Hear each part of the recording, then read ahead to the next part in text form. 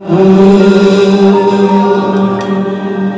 याद किया मुझे धन्यवाद प्रभु, पूरे मन से आराधना, पूरे बल से प्रेमी करो आराधना, आराधना,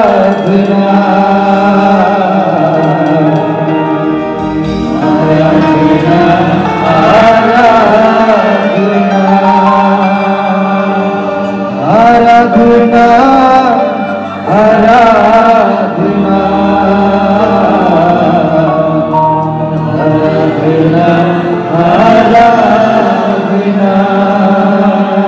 यस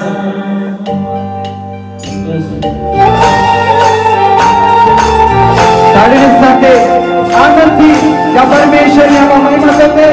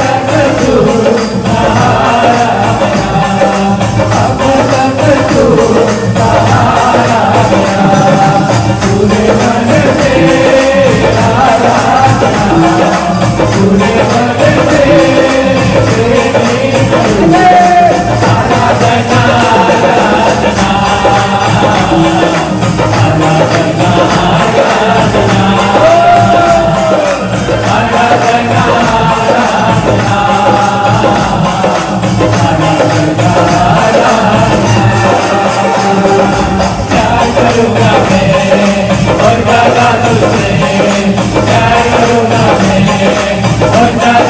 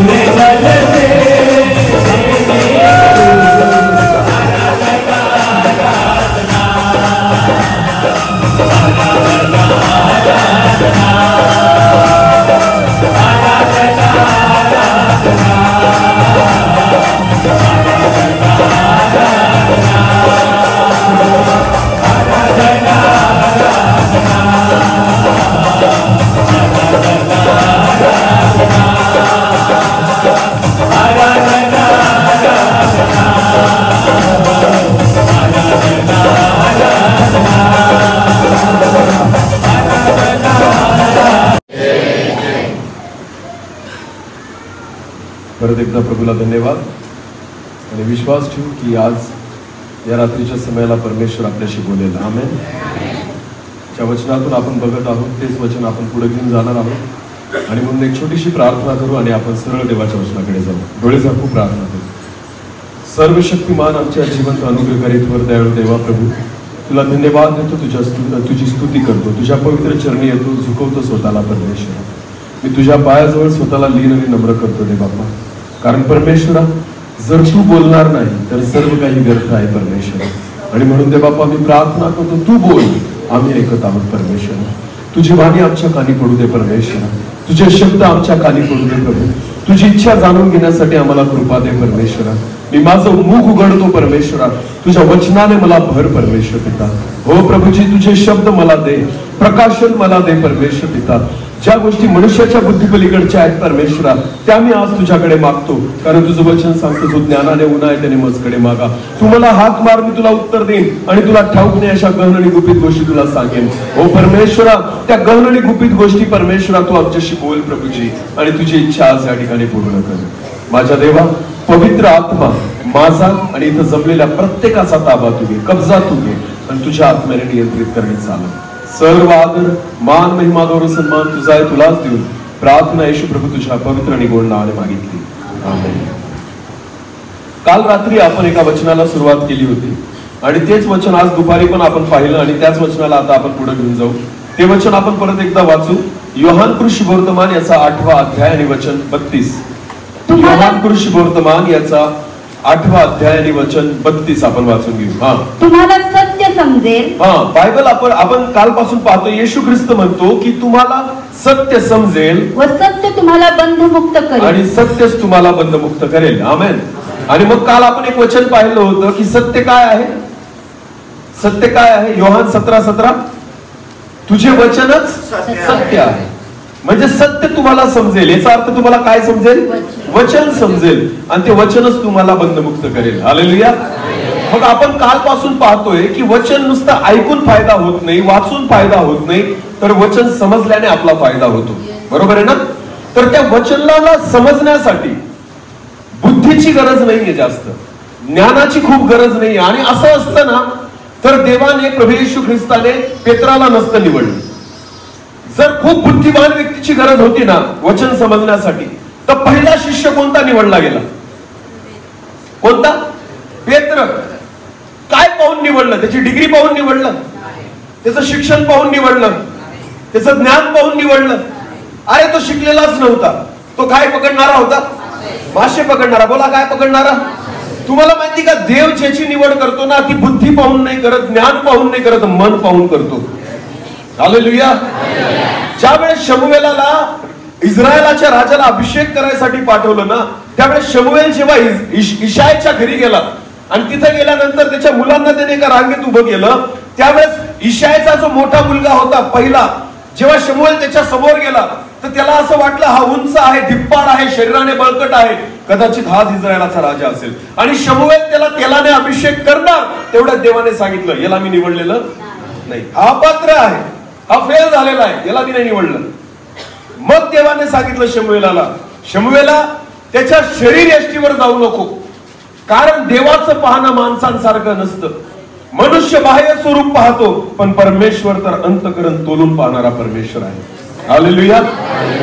देव जेव्हा एखाद्याला निवडतो ना तर बुद्धी बघून नाही निवडत, तुमची डिग्री बघून नाही निवडत, तुमचं शिक्षण बघून नाही निवडत, तर परमेश्वर तुमचं मन बघून निवडतो. हालेलुया. पहिला व्यक्ती निवडला गेला तो कोण होता. पेत्र. बोला कोण होता.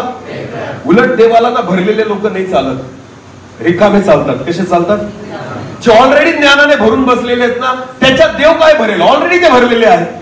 परमेश्वराला जर कोणाला भरायचं असेल ना तर कसा पाहिजे तो व्यक्ती. रिकामा, खाली, जो पूर्णपणे मधून रिकामा असला पाहिजे, ज्याच्यामध्ये काहीच नाहीये, अशाला लवकर भरता येतं देवाला. हालेलुया. जे म्हणून देवाचं वचन जगाच्या दृष्टिकोनातून जे मूर्ख ना अशांना देवांनी निवडलं. कोणाला लाजवण्यासाठी. शहाण्यांना लाजवण्यासाठी. बोला कोणाला लाजवण्यासाठी. म्हणून पेत्राला निवडलं. आणि तोच पेत्र यहुदी लोकांसमोर उभा राहिला पवित्र आत्म्याने भरल्यानंतर. तोच पेत्र शास्त्री आणि पुरुषांसमोर बोलत होता तर त्यांना सुचायचं नाही याला काय उत्तर द्यायचं. एवढं शिक्षण घेऊन सुद्धा शास्त्री आणि पुरुषांना पेत्राच्या गोष्टीचं उत्तर देता येत नव्हतं. का. यासाठी देवाने निवडलं होतं की त्याला त्याच्या आत्म्याने भरावं. आमेन. नीट लक्ष द्या. वचन समजण्यासाठी ज्ञानाची आणि बुद्धीची आवश्यकता नाहीये, वचन समजण्यासाठी मनाची आवश्यकता आहे. हालेलुया. आणि तसं जर असतं ना ज्ञानाची आवश्यकता असली मग जेवढे शिकलेले नाही ना त्यांना वचन समजलंच नसतं. पण वचन समजून घेण्यासाठी शिक्षणाची पात्रता नाहीये, फक्त मनाची पात्रता पाहिजे. हालेलुया. मन तयार पाहिजे. तुमचं मन जर तयार असेल ना तुम्ही देवाचं वचन समजू शकता. हालेलुया. आणि म्हणून देवाच्या वचनामध्ये आपण एक वचन वाचलं होतं, स्तोत्रसंहिता 119:11. आपण ते वचन वाचलं होतं. काय म्हणतो दावीद. सर्व रक्षणीय नाही ते नाही, मी तुझ्या विरुद्ध काय करू नये. स्तोत्रसंहिता 119:11.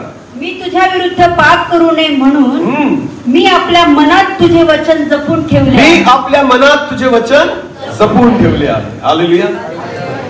मी आज जेव्हा दुपारी प्रार्थना करत होतो माझ्या मनात एक विचार आला. नीट लक्ष द्या. पेत्राने पत्र लिहिलेलं आहे, बरोबर आहे ना. पौलाने अनेक पत्र लिहिली, योहानाने पत्र लिहिलं, याकोबाने लिहिलं, यहुदाने लिहिलं, सगळ्यांनी पत्र लिहिली. आणि मोशेने उत्पत्ती, निर्गम, लेवी, गणना हे पुस्तकं लिहिले, बरोबर आहे ना. दानिएलाचं पुस्तक आहे. त्यानंतर दाविदाने स्तोत्रसंहिता लिहिली. अनेक पुस्तकं वेगवेगळ्या लेखकांनी लिहिली. मला एक सांगा येशू ख्रिस्ताने कोणतं पुस्तक लिहिले. येशू ख्रिस्ताने स्वतः कोणतं पुस्तक लिहिलं? एक पुस्तक ह्या बायबल मधलं येशूच्या नावावर आहे का, की ज्याचा लेखक येशू आहे? असं आहे का? नाही. पण तुम्हाला माहिती, सगळी येशूची वचनं आपल्याला माहिती. त्याने काय शिकवलं हे सगळं आपल्याला माहिती. कसं काय? येशूने तर एक पण पुस्तक नाही लिहिलं. त्याच्या हाताने त्याने एकही पुस्तक नाही लिहिलेलंय. पौलाचं पत्र मला का माहिती, कारण पौलाने लिहून ठेवलेलं आहे. पेत्राचं पत्र मला का माहिती, कारण पेत्राने लिहून ठेवलेलं आहे. मोशेने उत्पत्ती लिहिलेलं आहे म्हणून मला माहिती आहे. लक्षात घ्या, अनुवाद, गणना हे सगळे लिहिली गेलेली पुस्तक आहेत. मला एक सांगा ना, येशूने एकही पुस्तक नाही लिहिलं तरी सगळ्यांना माहिती येशूने काय शिकवलं. का? कसं काय? तुम्हाला माहिती, येशूने कागदावर नाही लिहिलं कधीच, त्याने डायरेक्ट मनांवर लिहिलं. हालेलुया. कोणावर लिहिलं?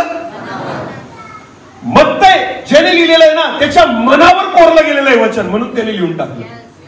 लूका रचित सुसमाचार, मरकुस रचित सुसमाचार, यूहन्ना रचित सुसमाचार.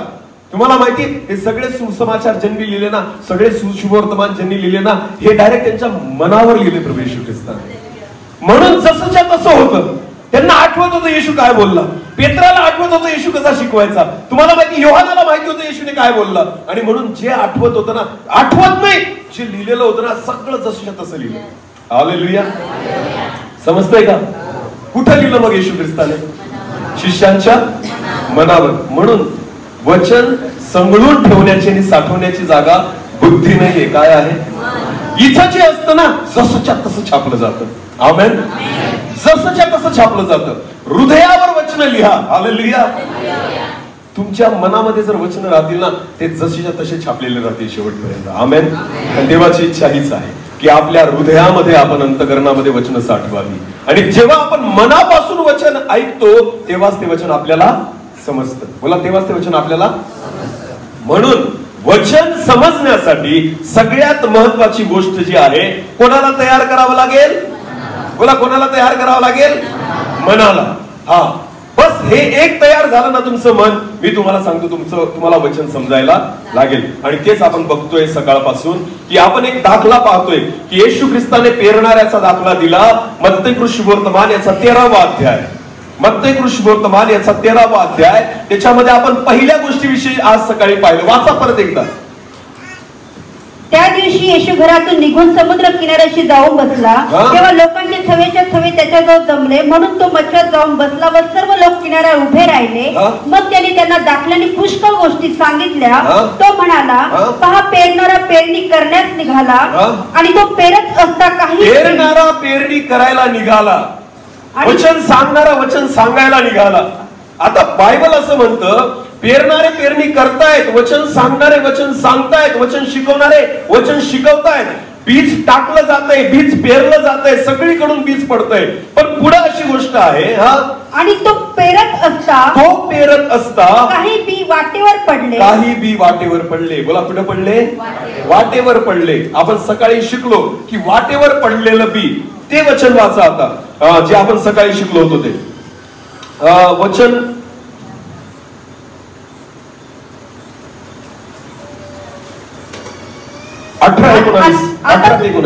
आता तुम्ही पेरणाऱ्याचा दाखला ऐकून घ्या.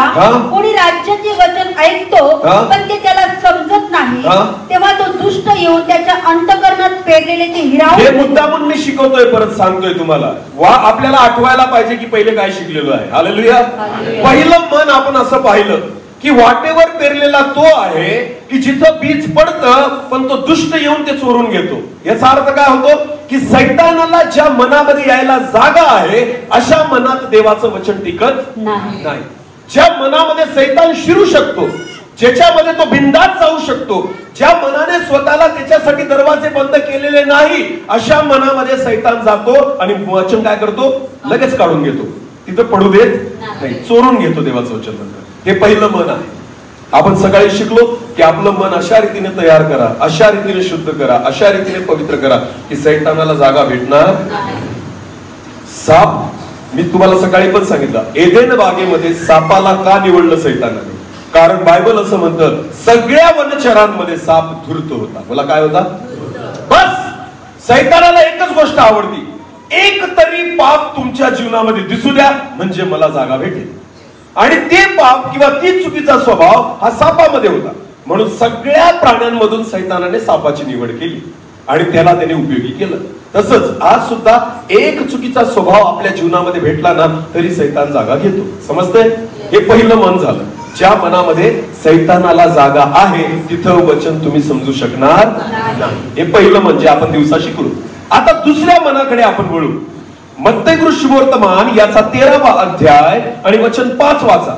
काही खडकाळीवर पडले. वचन असं म्हणतं दुसऱ्या प्रकारचं मन असं आहे की काही बी जे आहे ना ते खडकाळ जमिनीवर पडले.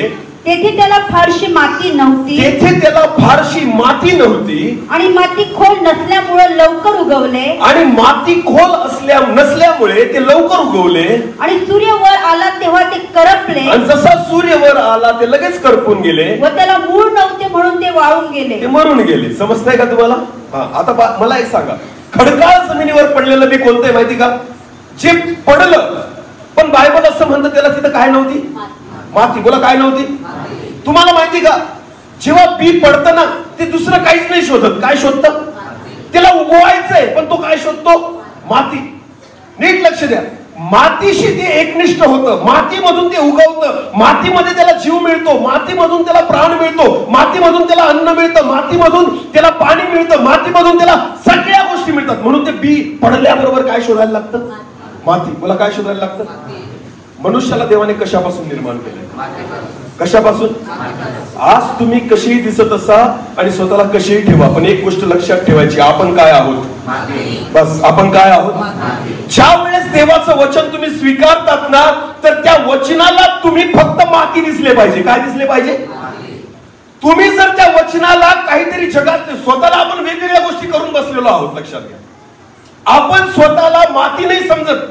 कोणीतरी स्वतःला श्रीमंत समजतं, कोणीतरी स्वतःला गरीब समजतं, कोणीतरी स्वतःला हुशार समजतं, कोणी स्वतःला धार्मिक समजतं. प्रत्येक व्यक्ती काहीतरी समजतोय स्वतःला. पण जोपर्यंत तुम्ही स्वतःला माती नाही समजत ना वचन तुमच्यामध्ये उगू शकत. जोपर्यंत तुम्ही स्वतःला शून्य नाही समजत ना तोपर्यंत वचन आपल्यामध्ये काम करू शकत. कारण वचन पहिल्यांदा आपल्यामध्ये काय शोधतं? माती. बोला, काय शोधतं?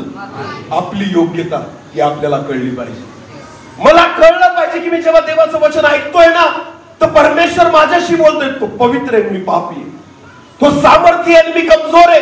आपल्याला माहिती का, जेव्हा तुम्ही वचन ऐकाल ना त्या वचनाला तुमच्यामध्ये माती सापडू द्या. काय सापडू द्या? ज्याच्यापासून आपली उत्पत्ती आहे. आमेन. मोठमोठ्या गोष्टी करतो आपण, मोठमोठे स्वप्न पाहतो आपण, मोठमोठ्या योजना करतो आपण, पण एक गोष्ट विसरू नका, तुम्ही काय आहात? माती.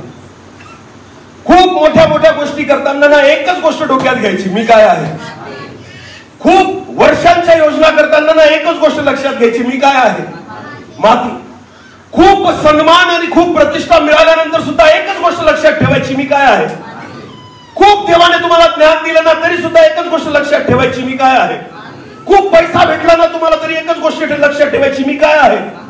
एका श्रीमंत मनुष्याला खूप उत्पन्न आलं देवाचं वचन म्हणतात. आणि खूप उत्पन्न आल्यानंतर त्याने काय केलं? ते उत्पन्न साठवायला जागा नव्हती. बायबल असं म्हणतं त्यांनी त्याचे कोठारे तोडले आणि मोठे बांधले आणि त्या सगळ्या ह्याच्यामध्ये त्यांनी ते धान्य ठेवलं, ते धान्य साठवलं आणि मग तो स्वतःला म्हटला, स्वतःच्या जीवाला, हे जीवा खा पी आणि मजा कर, कारण तुला बरेच दिवस पुरेल एवढं अन्न तुझ्याकडे आहे. देव काय बोलला त्याला? वा बेटा, खूप कमवलं तू, हा मस्त मजा कर, असा बोलला.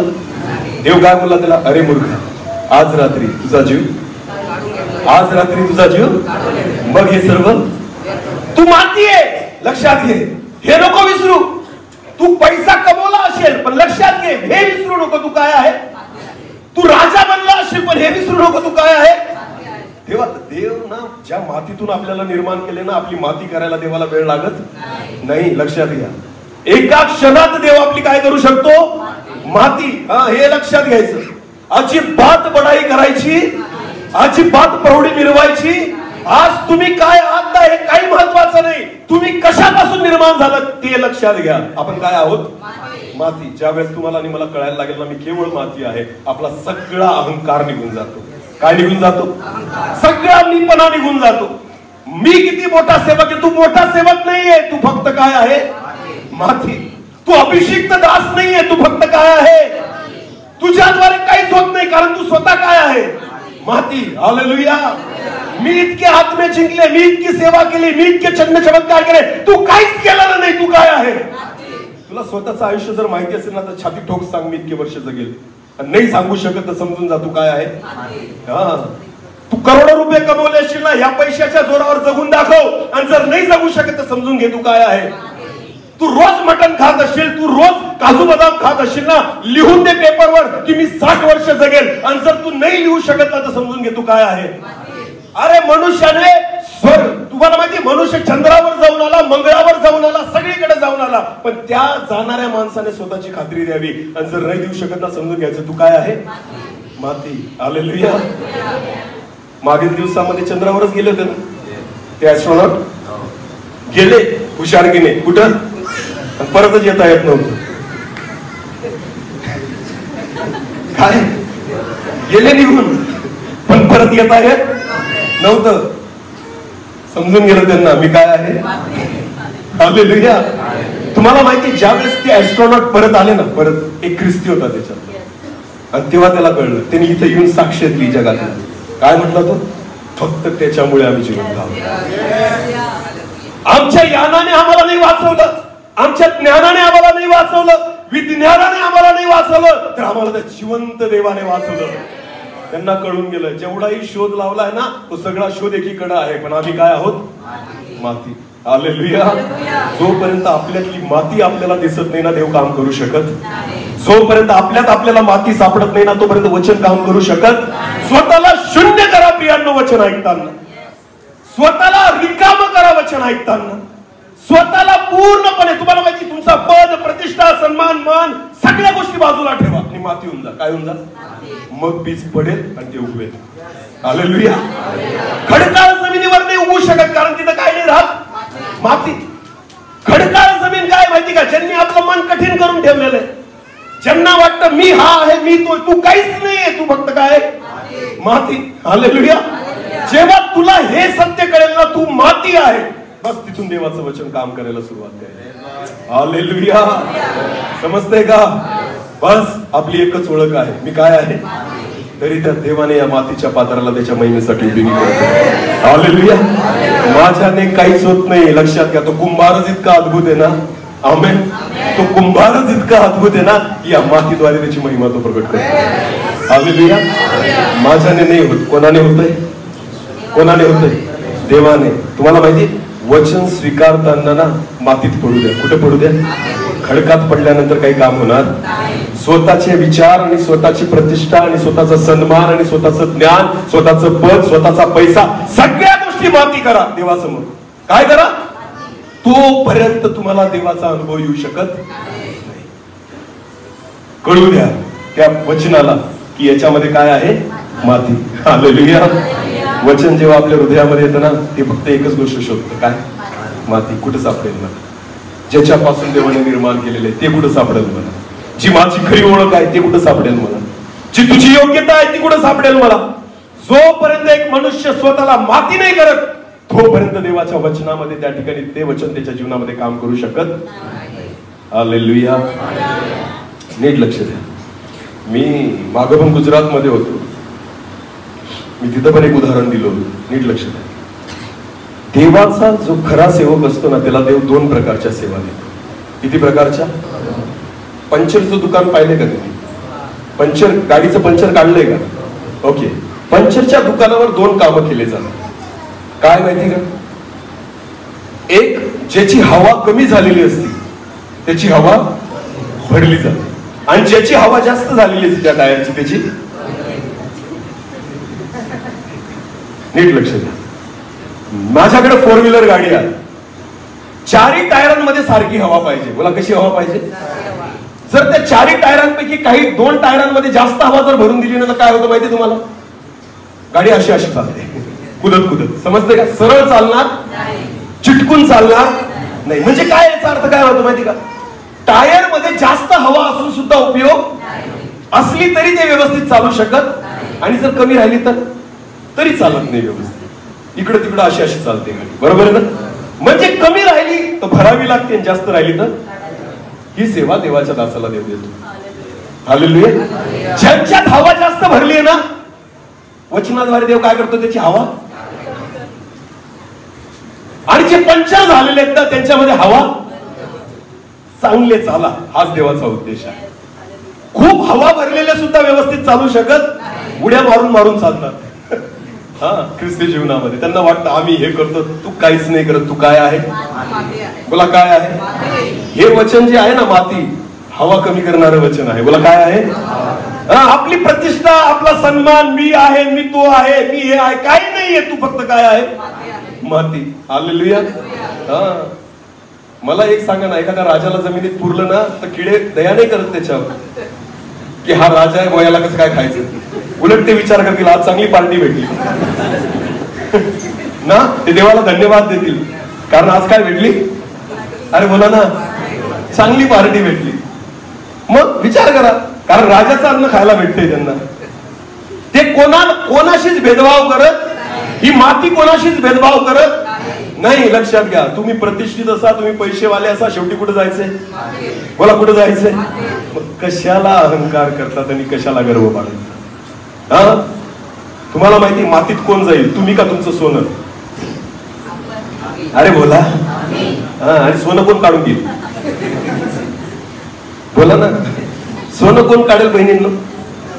नवऱ्याच्या अगोदर जर तुम्ही मेला ना, नवरा काढेल, आणि नवऱ्यानंतर मेलं तर लेकर काढतील, पण सोनं मातीत जाऊ देणार.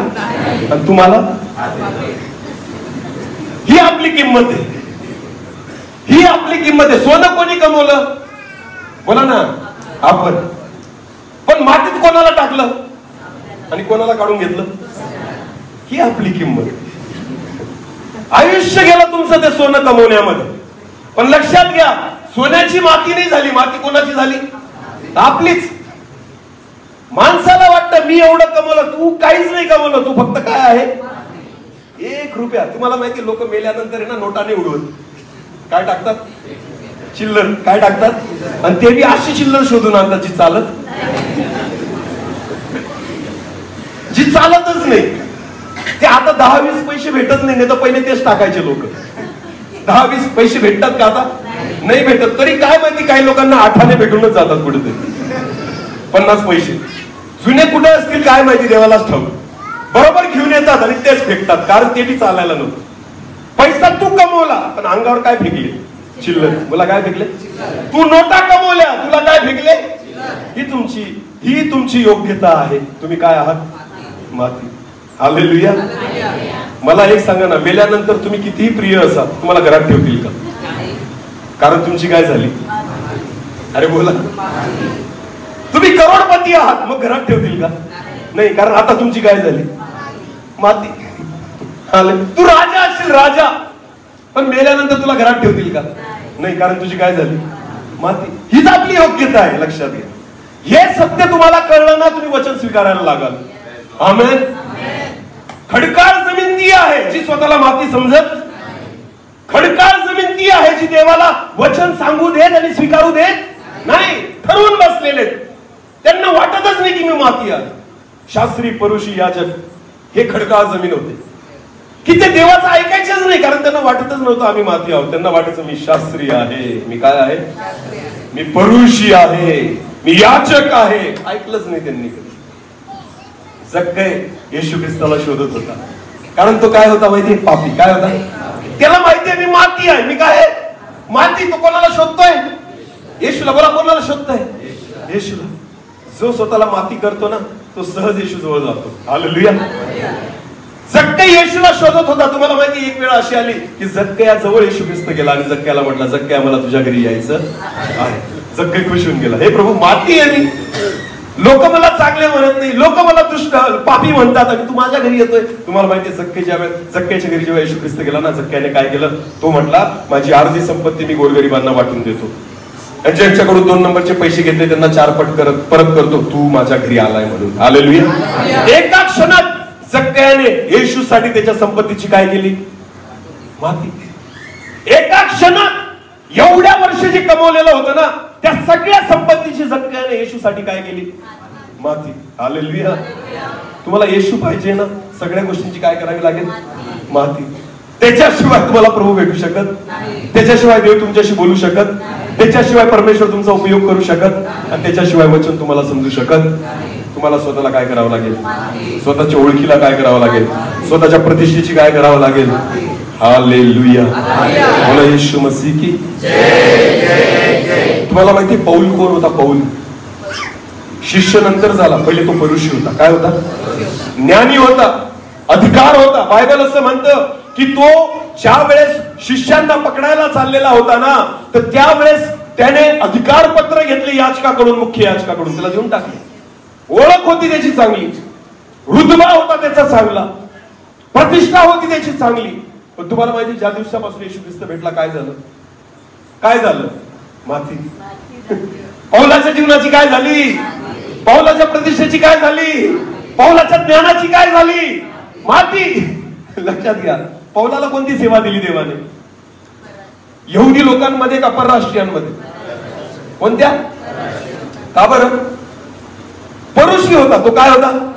नियमशास्त्र आहे ना, पूर्ण पाठ होतं पौलाचं. काय नियमशास्त्र पाठ होतं, तरी यहुदी लोकांमध्ये पाठवलं नाही, कारण देवाची इच्छा होती तुझ्या ज्ञानाची काय कर? माती. कोणाला काय कर? हा. आणि यहुदी लोकांमध्ये कोणाला सेवा दिली?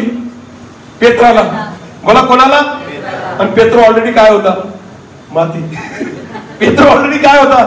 एक पण डिग्री, एक पण शिक्षण घेतलेलं, नियमशास्त्राचं कधी तोंड पण पाहिलेलं, आणि त्याला कोणामध्ये पाठवलं? यहुदी लोकांमध्ये. बोला कोणामध्ये? कारण देवाला कसली गरज आहे? मातीची. अरे बोला कोणाची गरज आहे? मग स्वतःला काय करा? स्वतःच्या प्रतिष्ठेची काय करा? जे तुम्ही स्वतःला धार्मिक बनून समजलेत ना, बसलेलेत ना, स्वतःच्या धार्मिकतेची काय करा? आणि त्याच्या वचनाला स्वीकारा. आमेन. जेव्हा त्याचं वचन तुम्ही आतमध्ये येऊ द्याल ना, तेव्हा ते त्या मातीमध्ये उगवायला लागेल. Hallelujah, hallelujah. पेत्र पण असाच होता बरं का, पहिले नीट लक्ष द्या. एक वचन वाचू आपण, चला. मस्त आहे वचन वाचू. लूक ऋषिवर्तमान याचा, सॉरी, योहान ऋषिवर्तमान याचा 13वा अध्याय. योहान ऋषिवर्तमान याचा 13वा अध्याय आणि वचन 37 पासून पुढे वाचा. नीट लक्ष द्या. योहान याचा 13वा अध्याय आणि वचन 37 पासून पुढे. पेत्र त्याला म्हणाला, आता नीट लक्ष द्या ना. पेत्र येशूला म्हणाला, प्रभूजी, मला आपल्या मागे आताच का येता येणार नाही? मला तुमच्या मागे यायचं येशू, मला आताच का येता येणार नाही? आपल्यासाठी मी माझा प्राण देईन. पेत्र काय म्हणतोय? मी तुझ्यासाठी माझा काय देईल? प्राण. अरे गप पेत्रा, येशू आपल्यासाठी प्राण द्यायला आलाय, तू कोणासाठी देतोय? बघा नीट लक्ष द्या. येशू ख्रिस्ताने स्वतःच्या मरणाची भविष्यवाणी कितीदा केली? 3दा. बोला कितीदा केली? येशू वारंवार सांगायचा, मी कोणासाठी मरणार आहे? जगासाठी. बोला कोणासाठी मरणार आहे? हे लोक मला धरून देतील, मी मरेल, 3ऱ्या दिवशी पुन्हा उठेल. हालेलुया. कितीदा बोलला येशू? आणि हा पेत्र येशूला काय म्हणतोय? मी तुझ्यासाठी प्राण देईल. तू काहीच देऊ नको, तू काहीच देऊ नको, पहिले मला देऊ दे. हालेलुया. पहिले मला करू दे. नीट लक्ष द्या. जोपर्यंत आत्मिक जीवनामध्ये सुद्धा तुम्ही स्वतःला माती समजत नाही ना, तोपर्यंत देव तुमचा उपयोग करू शकत नाही. पेत्राला वाटायचं मी तुझ्यासाठी काहीतरी करेल. पेत्राला वाटायचं येशू तुझ्यासाठी मी प्राण देईल. का बरं? का बरं? म्हणजे तुला धरून देतील ना, मी पुढे जाईल, तुला वाचवेल. पेत्र कोणाला वाचवायला निघाला होता? आणि येशू कोणाला वाचवायला आला होता? बऱ्याचदा आपल्याला कळत नाही आपण काय करतो ते. समजतंय का? हे का होतं माहिती का? कारण आपण स्वतःला माती समजत नाही. पेत्र पण नव्हता समजत. तुम्हाला माहिती एका वचनामध्ये येशू म्हणतो की मी मरणार आहे, 3ऱ्या दिवशी पुन्हा उठणार. पेत्र काय म्हणतो माहिती का येशूला? तुझ्यासोबत असं नको व्हायला. काय म्हणतो? तुझ्यासोबत असं नको व्हायला. कोणाला सांगतोय? येशूला. तुझ्यासोबत असं नको व्हायला. तू कोण आहे नेमका? तू स्वतःला समजतो तरी काय? येशूला वाचवायला निघाला पेत्र. तो म्हणतो मी तुझ्या पुढे मरायला जाईल. गप्रे, दूत नाही येत का त्याच्याकडं? स्वर्गदूत नाही येत का? मिखाएल, गॅब्रिएल नाही आहे का? तुम्हाला माहिती येशू ख्रिस्ताने काय सांगितलं होतं पिलाताला? आत्ताच मी माझ्या पित्याला विनंती करेन आणि तो माझ्यासाठी 12 शिष्यांपेक्षा अधिक सैन्य नाही पाठवू शकत का? एका क्षणात पाठवू शकतो आणि सगळ्यांना मारू शकतो. पण तुम्हाला माहिती येशूने तसं केलं? आणि पेत्र त्याला म्हणतो, मी तुला काही होऊ देणार, मी तुला वाचवेल. अरे तो जगाला वाचवायला आलाय, तू त्याला वाचवायला कुठे निघाला? पेत्रा, स्वतःची काय कर? माती. स्वतःची काय कर? माती. कशाला येशूला वाचवतोय तू? तो जगाला वाचवायला आलेला आहे. हालेलुया. त्याला त्याचं मरण नव्हतं टाळता येत का? येशू ख्रिस्ताला स्वतःचं मरण नव्हतं टाळता येत का? ज्याने लाजराला चौथ्या दिवशी उठवलं, ज्याने विधवेचा मुलगा जिवंत केला, ज्या प्रभू येशू ख्रिस्ताला डोळे उघडता येतात, त्याला आंधळ नाही करता येत का? अरे बोला ना. ज्याला पाय बरे करता येतात, त्याला दुसऱ्याला लग्न नाही करता येत का? ज्याला जिवंत करता येतं, त्याला मारता नाही येत का? मग तू कोण आला त्याला वाचवणारा? त्याला मारायचंच आहे ना, तर तो पण करू शकतो ना या गोष्टी. न्याय कोण करणार आहे शेवटी? शेवटच्या दिवशी न्याय कोण करणार आहे? येशू. बोला, कोण करणार आहे? स्वर्गात कोण टाकणार आहे? नरकात कोण फेकणार आहे? मग जो सगळं करू शकतो तो काही स्वतःला नाही वाचू शकत का? तरी सुद्धा पेत्र काय म्हणतो, तू चिंता नाही करायची. नाही हो ना, बिलकुल नाही घाबरायचं. येशू, मी आहे तुझ्यासोबत. तुला कोणी पकडायला आले ना, मी माझा प्राण देईन, पण तुला काय होऊ देणार? पेत्रा, स्वतःची काय कर? पेत्रा, स्वतःची काय कर? माती. तू माती नाही झालाय पेत्रा अजून. तू येशूला आयडिया देतोय, मी तुला वाचवेल, मी तुझ्यासाठी प्राण द्यायला तयार. पुढे वाचा. येशूने त्याला उत्तर दिले. आता नीट लक्ष द्या. येशू बघा, आता येशू पेत्राची हवा काढतोय. काय काढतोय? कारण हे टायर जास्त भरलंय हवेने. हे टायर जास्त भरलंय, उड्या मारायला लागला आता ना. आता पेत्र काय म्हणतो? येशू काय म्हणतो पेत्राला? पेत्रा. येशूने त्याला उत्तर दिले. काय? काय? माझ्यासाठी तू आपला प्राण देशील? येशू काय बोलला? काय काय बोलला तू? परत बोल. आपण म्हणतो नाही का त्याला, काय काय परत बोल. तसं येशूने त्याला म्हटलं, काय काय बोलला? मला वाचवशील? परत बोल. काय? येशू म्हणतो, काय? माझ्यासाठी तू आपला प्राण देशील? तू माझ्यासाठी प्राण देशील?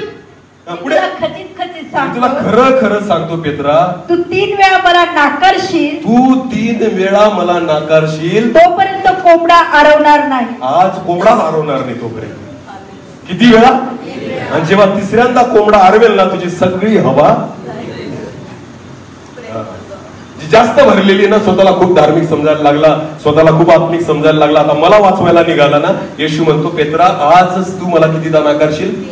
तोपर्यंत कोंबडा आरवणार. कोंबड्याला सांगून दिलं, अजिबात आरवायचं. वाट बघायची. कोणाची? कोणाची? पेत्राची. हा कितीदा नाकारेल मला? तुम्हाला माहिती, ती सकाळ ती पाठ अशी होती की कोंबडा फक्त कोणाची वाट बघत होता? अरे बोला, त्याला सूर्याचं काही घेणं देणं नव्हतं, सूर्य केव्हा निघेल. त्याला फक्त पेत्राचा ऐकत बसला होता कोंबडा, की हा केव्हा नाकारतो येशूला. कारण कोण बोललाय? तर तसं होणार आहे. हालेलुया. नीट लक्ष द्या.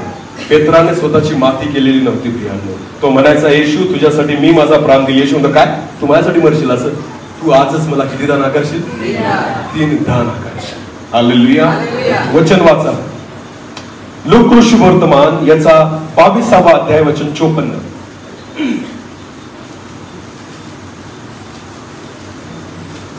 मग त्यांनी त्याला पकडून चालवले व प्रमुख याजकाच्या घरी नेले. तेव्हा पेत्र दुरून मागे मागे चालू लागला. अरे पेत्र, जो पेत्र म्हणतो ना तुझ्यासाठी मरेल, तो पेत्र जवळून नाही चालत होता. कसा चालत होता? दुरून. अरे बोला, कसा? दुरून. दुरून. तो दूर आहे येशू, आणि तो दुरून हळूहळू चालत आहे. का? ओळखायला नको लोकांनी मी त्याच्यासोबत आहे. समजतंय का? बोला, येशू मसीह की जेव्हा छळ येतो ना, सताव येतो ना, तेव्हा दूध का दूध आणि खडकाळ जमीन तीच आहे. समजतंय का? खडकाळ जमिनीचं वाचा, मग परत हे वाचा बर का. मत्तई शुभवर्तमान याचा 13वा अध्याय आणि वचन 20 वाचा बरं परत एकदा. खडकाळीवर पेरलेला तो हा आहे. खडकाळ जमिनीवर पेरलेला तो हा आहे. तो वचन ऐकतो. वचन ऐकतो व ते तत्काळ आनंदाने ग्रहण करतो. हा, मग मी करेन तसंच. पेत्र म्हणतो, मी मरायला तयार आहे तुझ्यासाठी ना. ऐकलं ना त्याने येशूचं, की मला मारणार आहेत, मला हे करणार आहेत, मी निघून जाणार आहे. तो म्हणतो, नाही, काहीच होणार नाही, मी आहे, तू घाबरायचं नाही. लगेच ग्रहण करतो, वचन ऐकतो. आणि पुढे वाचा. परंतु त्याला मूळ नसल्या कारणाने तो थोडाच वेळ टिकतो. थोडा वेळ टिकतो, कारण आहे त्याच्या मागे पुढे काय? आणि वचनामुळे संकट आले. वचनामुळे संकट संकट आले किंवा छळ झाला म्हणजे तो लगेच अडखळतो, लगेच हवा निघून जाते. सगळी भरलेली हवा काय सुरू झाल्यावर छळ आणि सतावा. समजतंय का? तुम्हाला माहितीये का, स्टेज प्रत्येकाला आवडतं, प्रत्येकाला वाटतं मी स्टेजची सेवा करावी. करा, खूप चांगली गोष्ट आहे. पण तुम्हाला माहिती आता महाराष्ट्रामध्ये जे चाललेलं आहे ना, आता कोणालाच नाही वाटत मला तारीख भेटावी. का बरं? फटके पडतील ना कुठेतरी. मी पाहिले जवळ गुजरातमध्ये अनेक शिक्षकांनी त्यांची सेवा थांबवली. अनेक शिक्षकांनी त्यांची सेवा थांबवली. पहिले त्या शिक्षकांना खूप मजा वाटायची की आम्हाला खूप मिटिंगांना बोलवतात, आमचा देव उपयोग करतोय. पण गेल्या दिवसामध्ये ना एक व्यक्ती आला तिथं आणि त्याने शिक्षकांनाच टार्गेट केलं. काय म्हटला की हे शिक्षक सरकारचा पगार घेतात आणि ख्रिस्ती लोकांची सेवा करतात किंवा त्यांच्या देवाची सेवा करतात. सगळी हवा निघून गेली. आता कोणीच शिक्षक उभं राहायला तयार, सेवा करायला तयार नाही. का बरं? का बरं? काय आला? छळ, संकट. मोकळं असताना सगळ्यांना वाटतं मी प्रचारक व्हावं, आणि आता फटके पडायला लागले तर तू योग्य, मी नाही, तू. दुरून, मग कुठून? पेत्रासारखं दुरून पाहायचं, जवळ नाही जायचं. बोला येशू मसीह की सेवा याला नाही म्हणत की तुमच्या पद्धतीने तुमच्या इच्छेप्रमाणे होईल. सर्व परिस्थिती तुम्हाला प्रभूशी एकनिष्ठ राहावं लागेल. हालेलुया. तुम्हाला जे दान देवाने दिलंय ना, ते फक्त मोकळीकतेसाठी नाही दिलंय, सर्व परिस्थितीसाठी दिलंय. परिस्थिती चांगली असेल तरी आणि प्रतिकूल असेल तुम्हाला सुट्टी नाही. हालेलुया. तुम्ही शिक्षक नंतर आहात, पहिले काय आहात? देवाचे. बायबल असं म्हणतं, मी तुला आईच्या गर्भात असताना पासून कुठून निवडले? मग माझं बीएड झालेलं होतं का तेव्हा? मी माझ्या आईच्या पोटात होतो तेव्हा माझं बीएड झालेलं होतं का? मला इंग्रजी येत होती का? मला पगार भेटत होता? माझ्याकडे एखादी डिग्री होती? नाही. काळं कुत्रं ओळखत नव्हतं मला. समजतंय का? कोणीच ओळखत नव्हतं. काही डिग्री नव्हती, काही सन्मान नव्हता, काही मान नव्हता. एवढंच काय, नाव पण नव्हतं माझं. काय नव्हतं? नाव केव्हा येतं? जन्म झाल्यानंतर. बोला, नाव केव्हा येतं? आणि आईच्या गर्भात नाव असतं का आपल्याला? नाव सुद्धा नव्हतं. देव म्हणतो मी तुला तिथूनच निवडले. हालेलुया. तुमची निवड तुमची डिग्री पाहून झालेली, तुमची निवड आहे ना तुमचं शिक्षण पाहून झालेली, तुमची निवड तुमची नोकरी पाहून झालेली नाहीये. तुमची निवड आईच्या गर्भात असताना पासून झाली. जेव्हा तुम्ही शून्य होते. काय होते? तुमची स्वतःची ओळख, तुमचं स्वतःचं नाव सुद्धा तिथूनच देवाने तुम्हाला निवडले. हालेलुया. मग जिथून मग मला एक सांगा, पहिली नोकरी कुठं लागली? पहिली नोकरी कुठं लागली? आईच्या गर्भात. बोला, कुठं लागली? निवडलाय म्हटलंय ना, मी तुला आईच्या गर्भात असतानाच निवडलं. अपॉइंटमेंट देऊन दिली, अपॉइंटमेंट लेटर भेटून गेलं. कुठं भेटलं? आईच्या गर्भाशयात पहिली नोकरी लागली. हालेलुया. दुसरी सुटली तरी चालेल, ती सुटायला नको, कारण पहिली येते. आमेन. हालेलुया. बोले येशू मसीह की. मी तर नेहमी म्हणतो, जर एखाद्याने काड्या केल्या आणि माझी नोकरी घालवली ना, तो सगळ्यात मोठा पस्तावा आहे. कारण मी नोकरी करून एवढं करू शकतो, विचार करा रिकामा राहिला तो काय करेल. म्हणून मी म्हणतो ना, माझी नोकरी तर सैतानच सांभाळेल. कारण त्याला माहिती याला पार्ट टाइमच करू द्या, फुल टाइम करेल तर अजून त्रास दिला आपल्याला. चॅलेंज आहे आपला. खरंच सांगतो मी, मला अजिबात घेणं देणं नाही त्या गोष्टींशी. तुम्ही जर नोकरीची भीती असेल ना, 100% तुमची नोकरी जाईल. कारण त्याला माहिती याचा बिग पॉइंट काय आहे, याचा कमजोर पॉइंट काय. आपला नाहीये, आपला अजिबात नाहीये या बाबतीमध्ये. मी सैतानाला ओपन चॅलेंज करतो, तू नोकरी घालव, मग तुझे 12 वाजवतो. कारण आता पार्ट टाइम मध्ये एवढा कुदून राहिलो, एवढी सेवा करून राहिलो, विचार कर फुल टाइम केली तर काय होईल. समजतंय का? बोला येशू मसीह की. पहिली नोकरी आईच्या गर्भात लागली. बोला, कुठं लागली? माझ्या आईला पण माहिती नव्हतं हा काय होणार आहे. जी माझी आई बसलेली माग, तिला पण माहिती नव्हतं मी काय होणार आहे. पण तुम्हाला माहिती, मी जेव्हा तिच्या पोटात होतो ना, तिथूनच देवाने मला अपॉइंटमेंट लेटर देऊन टाकलं. हालेलुया. बोला येशू मसीह की. माझ्या आईने मला खूप ज्ञान दिलं, खूप शिकवलं, अशातला काही भाग नाहीये. मी तुम्हाला सांगतो, मला एक आठवतं, मी लहान होतो ना, जसं मला कळायला लागलं, माझी आई रोज रात्री मला झोपताना गोष्टी सांगायची. कुठल्या? डोरेमॉनच्या, लाकूड तोड्याच्या, अशा नाही. कोणत्या? बायबल मधल्या. बोला कोणत्या? दानियेलाची गोष्ट, शद्रक मेशक अबेदनगो, त्यानंतर गोल्याथाची गोष्ट दाविदासोबत. या सगळ्या गोष्टी माझी आईला रोज झोपताना मला सांगायची. त्यावेळेस घरी टीव्ही पण नव्हता. मग काय, झोप लागायसाठी काय करायचं, तिला सांगायचं गोष्ट सांग. लहान असताना तिच्या कुशीत झोपायचो आणि गोष्टी ऐकत ऐकतच झोपून जायचं. तुम्हाला माहिती, लहानपणापासून मला दावीद कळायला लागला, मला मोशे कळायला लागला, मला योसेफ कळायला लागला, मला दानियल कळायला लागला. हालेलुया. तिने खूप काही केलं, अशातला भाग नाही. तिला जेवढे होतं ना, तिने मला देत राहिली. आमेन. आणि दुसरी गोष्ट, मी चुकलो, मी पापात पण पडलो, मी वाईट पण वागलो, पण तिने प्रार्थना नाही सोडली. विश्वासाने मी पीठ खात असेल ना, तिला माहिती जरी पडलं ना, तरी विश्वासाने प्रार्थना करायची की हा बदलेल, विश्वासाने प्रार्थना करायची की हा सेवा करेल, विश्वासाने प्रार्थना करायची देवा याचा उपयोग कर. तुम्हाला माहिती, मी सगळं करून पाहिलं, इकडं तिकडं फिरलो, मित्रांमध्ये फिरलो, नको ते पाप केले, पण तुम्हाला माहिती का, देवाने बरोबर धरून आणलं. का? कारण तिची काय होती? आयांनो, काहीच करू नका जास्त. आपल्या लेकरांसाठी काय करा, पास्टरांकडून नाही करायची. कोणी करायची? स्वतः.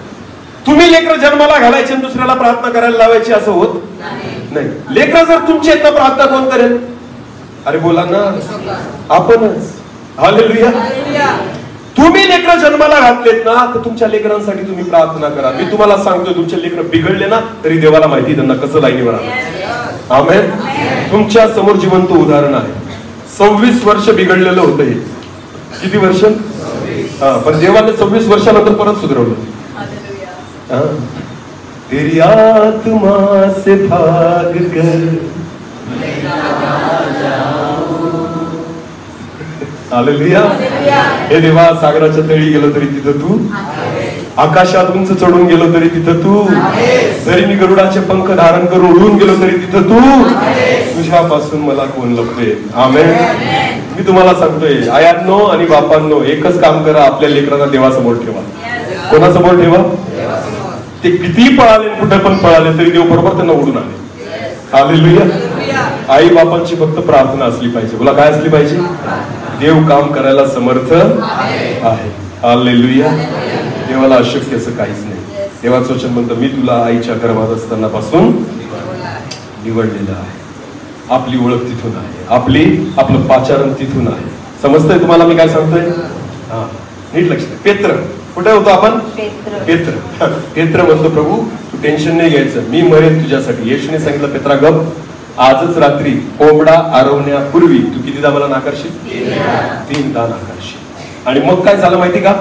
बायबल आपण जे वचन वाचतोय की पेत्राने दुरून पाहिलं येशूला घेऊन जात आहे, तो दुरून येशूच्या मागं मागं चालत होता, जवळ गेला नाही, कारण आता छळ आला. तुला काय आला?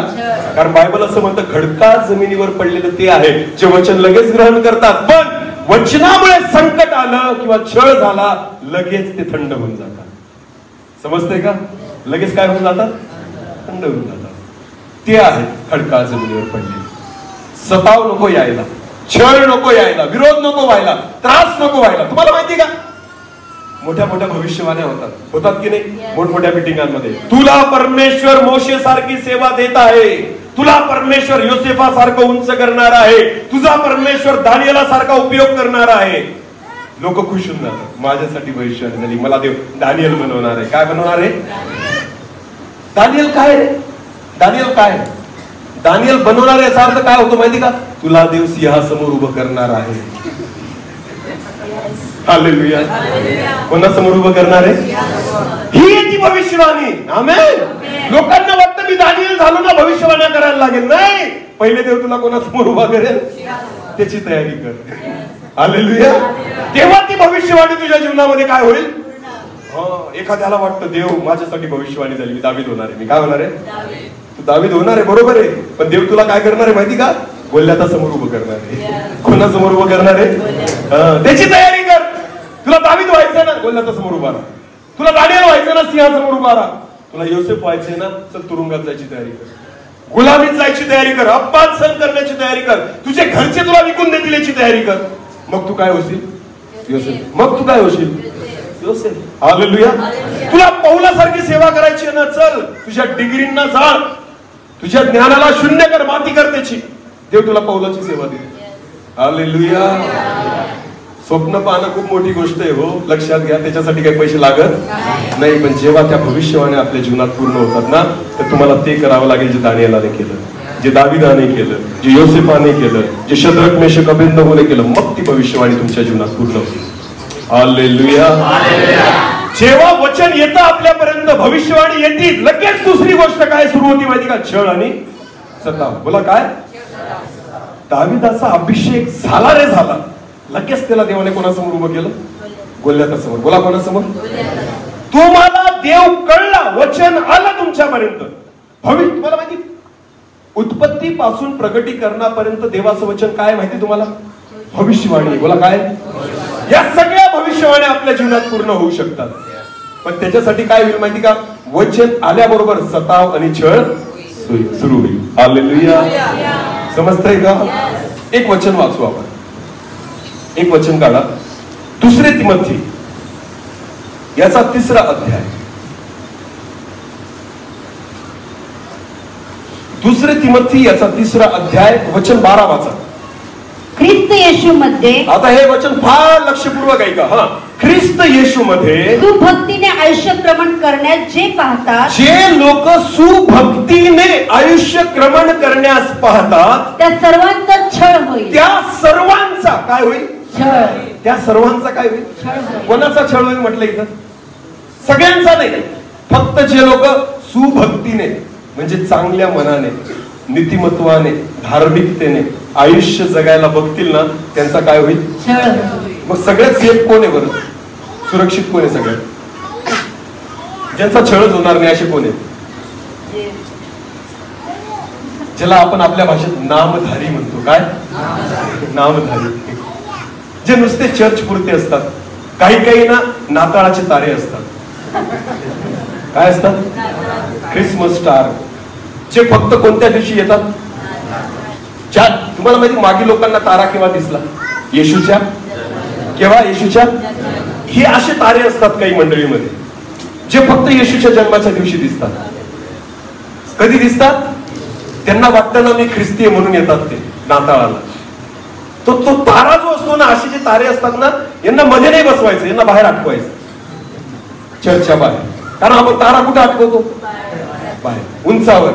तर एवढे जे तारे असतात ना, जे फक्त नाताळाला येतात, यांना कुठेतरी झाडावर अटकवा, सगळ्या लोकांनी बघावं हा नाताळाचा तारा आहे. आमच्या मंडळीतला हा क्रिसमस स्टार आहे. लाजा वाटायला पाहिजे अशा लोकांना ख्रिस्ती म्हणताना. स्वतः नाताळाला येतात. तुम्हाला येशू ख्रिस्त नाताळाला घ्यायला येईल का? अरे बोला ना. आणि मग नाताळाला पण कशाला येतात? मटण खायला येतात. हा, मटण खायला. ते बी वचन ऐकायला नाही येत. बरोबर त्यांना माहिती असते 1 वाजेनंतर होऊन जाईल, शिजून जाईल. बरोबर येतात हे नाताळाचे तारे. यांना कुठेतरी एखादं मोठं झाड बघा आणि तिथं सगळ्यांना आठवा, लोकांना कळू द्या हे नाताळाचे तारे आहे. हालेलुया. हे सगळ्यात सेफ असतात, सगळ्यात सुरक्षित. यांना सैतान काहीच करत. तुम्हाला सैतान पण विचार करतो हे माझ्या बी काही कामाचे. कळतंय का मी तुम्हाला काय सांग? सैतानाला पण आहे. सैतान त्याचा वेळ कोणा पण मागे वाया घालवत नाही. तो पण कोणाच्या मागे लागतो माहिती का? जे धार्मिक आहेत. बोला कोण? जे देवाच्या मार्गात चालले ना ते दुश्मन आहेत. जे आत्मिक जीवन जगतात ते दुश्मन आहेत. जे प्रार्थना करतात ते तिचे दुश्मन आहेत. जे वचन वाचतात ते दुश्मन आहेत. जे वचन पाळतात ते दुश्मन आहेत. जे दर रविवारी चर्चला येतात ते तिचे दुश्मन आहेत. नाताळाचे तारे नाही, त्यांना उलट तो प्रोटेक्शन देतो. काय देतो? प्रोटेक्शन. तो म्हणतो तू घाबरायचं, तू आपलाच आहे, तू आपलाच आहे, तू सगळ्यात सुरक्षित आहे, तुला आपले दूध प्रोटेक्शन देतील. आणि त्याला असं वाटतं मला देव सांभाळतोय. कोण सांभाळतोय? चुकीचं आहे. तुला देव नाही सांभाळत, तुला सैतानच सांभाळून राहिला. कारण सैतानाला माहिती हे आपलंच आहे, आपलाच कार्यकर्ता आहे हा. बोला येशू मसीह की. काय वाटतं तुम्हाला अशी ख्रिस्ती लोक आहेत का नाही? अजून तोंड वर करून सांगतात नाताळाला येतो ना मी. मरणा तिकडे कशाला येतो नाताळाला? तुझ्या वाचून काय चर्च रिकामं राहतंय का? वर्ष निघून गेलं, नाही आला एक दिवस अजून तर काय फरक पडणार आहे? कळतंय का मी काय सांगतोय? मी तुम्हाला माहिती मी असं का बोलतो? मला चीड येते अशा लोकांची. मला काय येते? कारण ती चीड माझ्या देवाला येते. आणि ज्याची चीड देवाला येते ना, मला त्याची चीड येते. मला काही नाही फरक पडत त्याला काय. मी जे बोलतोय ना तेच माझा येशू बोलेल त्याच्या बाबतीत. काय वाटतं तुम्हाला? देवाला काय समजलेत तुम्ही? स्वर्ग सोडलं होते त्याने आपल्यासाठी, स्वर्गातलं सुख सोडलं त्याने आपल्यासाठी. तुम्ही घर नाही सोडू शकत. रविवारी चर्चला 2 तास द्यायचे असतात फक्त आपल्याला, तरी आपल्याला घर सोडवत नाही, आपली शेती सोडवत नाही, आपली कामं सोडवत नाही, आपल्या जबाबदाऱ्या. अरे काढी लावा ना त्या गोष्टींना, का त्याच्यापेक्षा मोठा माझा प्रभू आहे. त्याने स्वर्ग सोडलं तुमच्या आणि माझ्यासाठी, त्याने सुख सोडलं तुमच्या आणि माझ्यासाठी, त्याने पित्याला सोडलं तुमच्या आणि माझ्यासाठी, स्वर्गदूतांना सोडलं त्याने तुमच्या आणि माझ्यासाठी. तुम्ही त्याच्यासाठी घर सोडून येऊ शकत नाही, तुमचे कामं सोडून येऊ शकत नाही, तुमच्या जबाबदाऱ्या सोडून येऊ शकत नाही, आणि स्वतःला म्हणतात ख्रिस्ती. कसले ख्रिस्ती तुम्ही? कसले ख्रिस्ती तुम्ही? हेच लक्ष द्या. जो आत्मत्याग करतो आणि माझ्या मागे वधस्तंभ घेऊन चालतो तो माझा अनुयायी. हालेलुया. त्याला म्हणायचा अनुयायी, त्याला म्हणायचा ख्रिस्ती. ज्याला देवासाठी वेळ नाही, देवाला पण त्याच्यासाठी वेळ नाही. लक्षात घ्या, येशू ख्रिस्ताने विकत घेतलेलं त्याच लोकांना आहे की ज्यांना येशूच्या रक्ताची किंमत आहे. हालेलुया. बाकी रिकामे जे आहेत ना, अशांना देव त्याचं मौल्यवान रक्त देऊन विकत घेत नाही. त्याच्या रक्ताची किंमत मोठी आहे. हालेलुया. त्या रक्ताचा बाजार करू नका आणि त्याला त्या ठिकाणी लाथाडू नका. लक्षात घ्या, देवाचं वचन म्हणतं त्याच्यापेक्षा तुम्हाला देव नसता कळला ना ते तुमच्यासाठी बरं. कळतंय का? आपल्यापेक्षा दया त्यांच्यावर होईल विधर्मी लोकांवर ज्यांना येशू माहिती नाहीये. पण ज्यांना ख्रिस्त कळून सुद्धा जी येत नाही ना, लक्षात घ्या तुमच्यावर दया सुद्धा होणार नाही, तुम्हाला फटकेच भेटतील. लक्षात घ्या, इथं सैतान तुमचं कौतुक करेल, तुम्हाला खांद्यावर घेऊन नाचेल, पण तिथं तोच तुमच्या उरावर बसेल नरकात. कळतंय का? हे हो ना, सुधरा. लक्षात घ्या, खडकाळ जमिनी माती करा, स्वतःला काय करा? प्रभूला ग्रहण करा. आमेन. पेत्र येशू ख्रिस्ताच्या मागे गेला, सतावामुळे घाबरला होता, छळामुळे घाबरला होता, विरोधामुळे घाबरला होता. तुम्हाला माहितीये महाराष्ट्रामध्ये आता दिवस आले स्वतःला ख्रिस्ती म्हणून गाजवायचे. काय म्हणून गाजवायचे? जो डर गया वो हालेलुया, जो डर गया वो मर गया. आता गाजवा मी ख्रिस्ती आहे. आता तारखा घ्या, आता ओपन मिटिंगा करा. आता कशाला घाबरायचं? देवाचं वचन म्हणतो जो जगात आहे त्यापेक्षा जो तुमच्यात येतो. एक गोष्ट आपल्याला कळली पाहिजे, नीट लक्ष द्या. तुम्हाला जर माहितीये आणि मला जर माहितीये की आमिष दाखवून आम्ही ख्रिस्ती झालेलो, पैसे घेऊन आम्ही ख्रिस्ती झालेलो, जबरदस्तीने आम्ही ख्रिस्ती झालेलो, आम्ही आमची जात सोडलेली, हे आपल्याला जर माहिती ना, कोणालाच घाबरायचं, कारण आपल्या बाजूने देव उभा आहे. हालेलुया. काहीच होऊ शकत नाही. अशी पण आपली काय झालेली आहे? अशी पण आपली काय झालेली आहे? अजून काय होईल? मातीपेक्षा वेगळं काय होणार आहे का? अरे ख्रिस्ती लोकांनी येशूवर विश्वास ठेवला ना, त्याच दिवशी स्वतःची काय केली? माती. आमेन. आम्ही माती झालेलो आहे ना, आता दुसरं काय कराल तुम्ही त्या मातीचं? हालेलुया. तुडवाल ना तर उलट ती माती कामात येते. माहितीये का? कुंभार कधी पण माती आणतो ना, तर ती डायरेक्ट त्याच्याने भांडे नाही बनवत. पहिले त्या मातीला काय करतो? काय करतो? नुसतं हाताने नाही मळत, अक्षरशः ना पायांनी तुडवतो. कशाने? जेवढा तुडवेल ना त्या मातीला तेवढी ती माती तयार होते. काय होते? मग आपल्याला काय करते एका दिवसात? मातीला काय करते? तुडवते. मला काय करते? कशासाठी? नाश करण्यासाठी का बनवण्यासाठी? अरे देव असं भांड तयार करेल ना की सैतान बघत राहील हे काय झालं. मी तर उलट काम केलं, मी तर देवाचं काम सोपं करून दिलं. तो म्हणेल तुडून तुडून काय करून? अरे बाबा, तुडून तुडून ती माती उलट तयार होते. हालेलुया. जेवढा छळशील आणि जेवढा सताव करशील ना, तेवढी ही माती अजून तयार होईल आणि त्याच्यापासून देवासाठी एक भांड तयार होईल. हालेलुया. छळ आणि सताव हा ख्रिस्ती मनुष्याला नाश करत नाही, तयार करतो. मला काय करतो? आणि मी त्या लोकांना सांगू इच्छितो, तुम्हाला जर ख्रिस्ती लोकांना खरंच तयार करायचं असेल ना, चालू द्या. काय करा? तुम्ही आम्हाला मदतच करताय. प्रभू तुम्हाला आशीर्वादित करो. हालेलुया.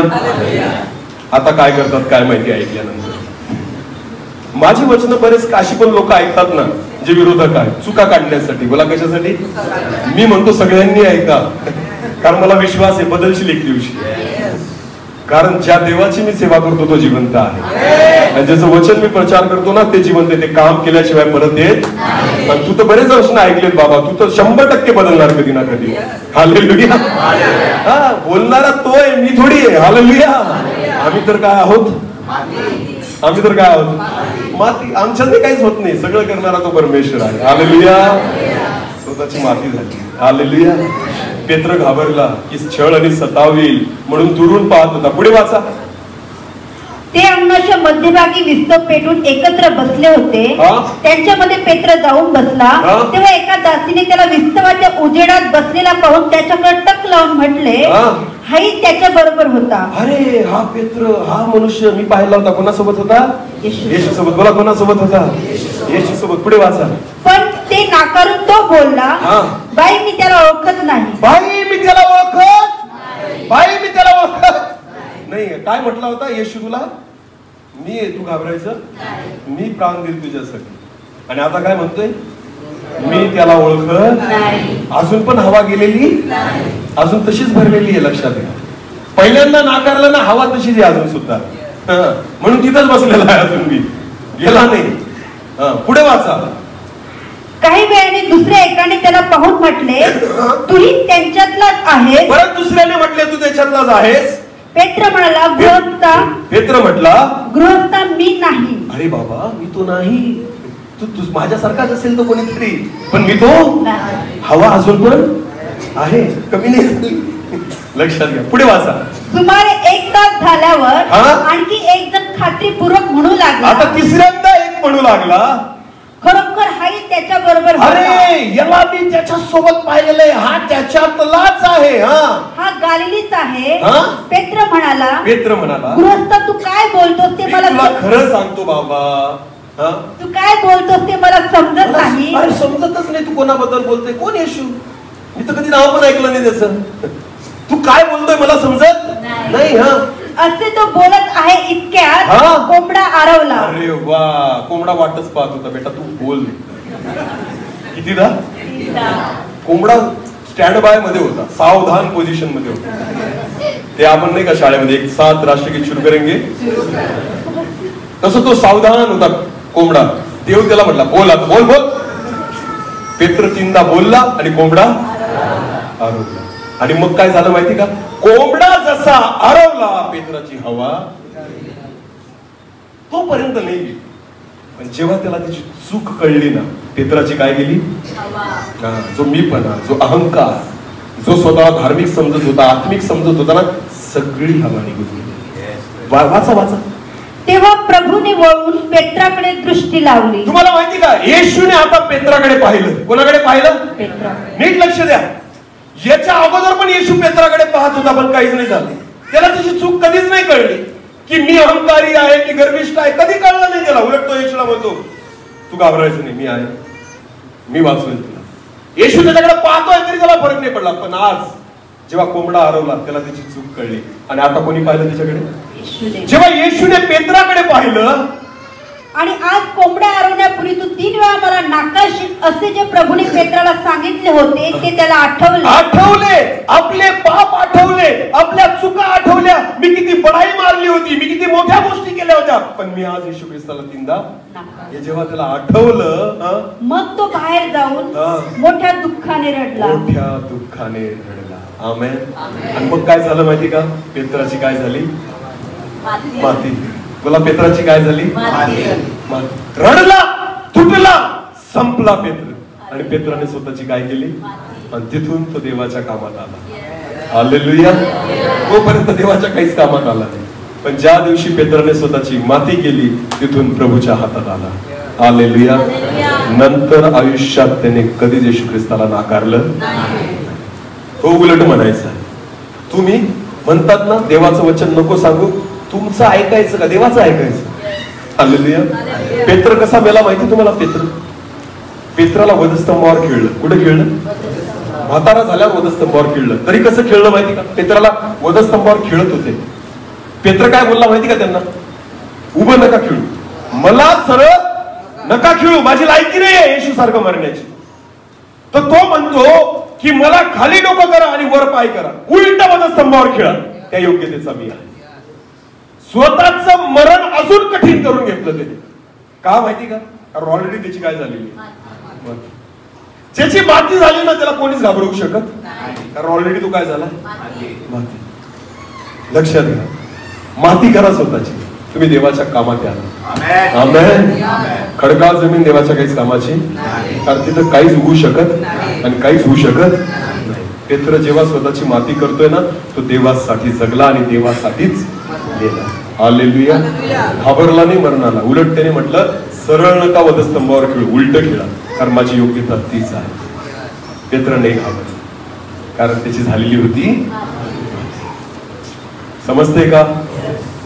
पेरणारा बी पेरायला निघाला आणि काही बी खडकाळ जमिनीवर पडले. तर तिथं त्याला काय नाही सापडली? त्या बीला काय नाही सापडली? ती माती सापडून द्या. आमेन. अशी जी लोक आहेत ना, ज्यांनी अजून स्वतःच्या मनाची, स्वतःच्या प्रतिष्ठेची, मीपणाची, अहंकाराची माती नाही केली ना, आज वेळ आलेली आहे की तुम्ही स्वतःची काय करा, देव तुमच्या जीवनात काम करेल. हालेलुया. देवासाठी माती होण्याची तयारी ठेवा, म्हणजे देव तिथून काहीतरी नवीन उगवेल, नवीन तयार करेल आणि देवाच्या गौरवासाठी तुम्ही उपयोगी व्हा. आमेन. म्हणून देवाचं वचन जेव्हा आपल्यापर्यंत येतं ना, ते फक्त एकच गोष्ट शोधतं. काय शोधतं? दुसरं काही शोधत. आपले डोळे आपण बंद करू, यावेळेस आपण प्रार्थनेमध्ये जाऊ. धन्यवाद पिता. खरंच परमेश्वर, आम्ही स्वतःच्या हृदयाची माती करावी, आम्ही आमचं अंतकरण मातीसारखं करावं परमेश्वर. जी खडकाळ जमीन आहे ती बदलावी परमेश्वर, की या मातीपासून तुझ्यासाठी एक उपयोगी पात्र बनेल परमेश्वर. मैं खाली हूं तेरी आत्मा से, मुझे तू भर दे प्रभु. मैं खाली हूं तेरी आत्मा से, मुझे तू भर दे प्रभु. ऐसा बर्तन तू मुझको बना दे प्रभु, जो तेरे काम आए.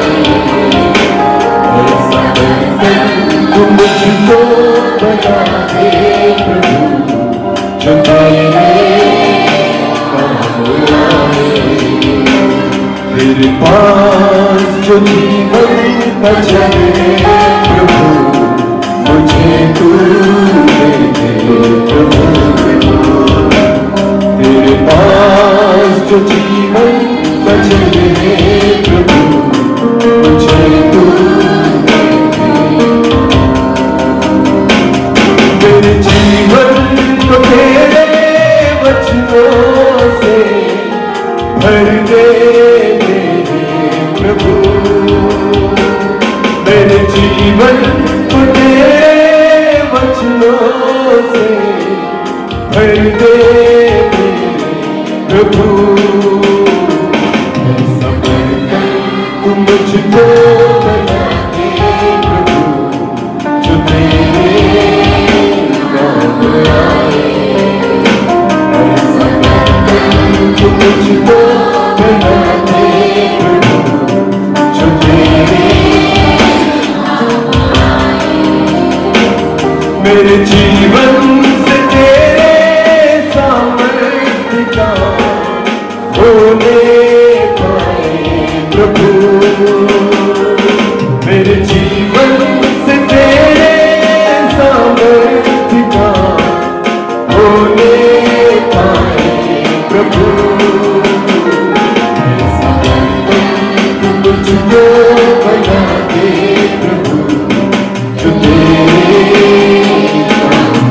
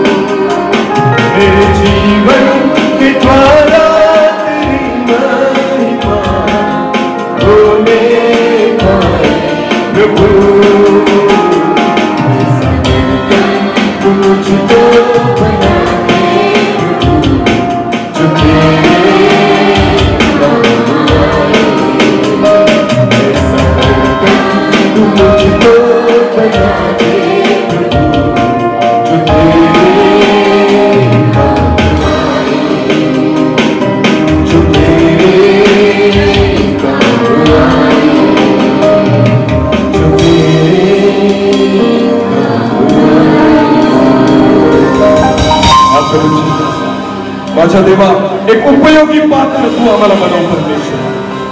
स्वतःला आम्ही ती माती करावी परमेश्वरा, ज्या मातीपासून एक सुंदर पात्र तुझ्या महिमेसाठी तयार होईल परमेश्वरा, की ज्याद्वारे तुझी सेवा होऊ शकेल परमेश्वरा. प्रभूजी ती माती आम्ही परमेश्वरा स्वतःला करावं, त्या रीतीने आम्ही स्वतःला तयार करावं. आमचा अहंकार, आमचा मीपणा, आमचं ज्ञान, आमची स्वतःची खोटी धार्मिकता सर्व माती करावी परमेश्वर, जेणेकरून तुझं बीज आमच्यामध्ये पडेल ते उगवेल परमेश्वर. 30 पट 60 पट आणि 100 पट पडण्यासाठी धन्यवाद. सर्व आदर मान महिमा गौरव सन्मान तुझा ऐकलाच देतो. प्रार्थना येशू प्रभू तुझ्या पवित्र निवड नावाने. आमेन.